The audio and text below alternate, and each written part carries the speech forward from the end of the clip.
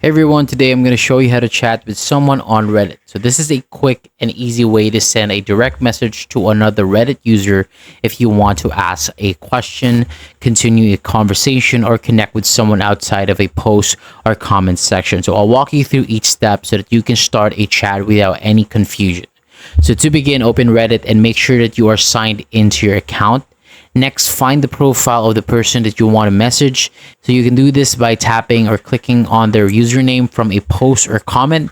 And once their profile opens, look for the start chat option, and it will usually appear near the top of the profile along with the other profile options. So select start chat and a chat window will appear.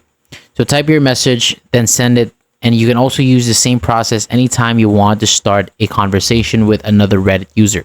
So if you're using a brand new Reddit account, keep in mind that the chat features may be limited for a short time while your account gains some activity.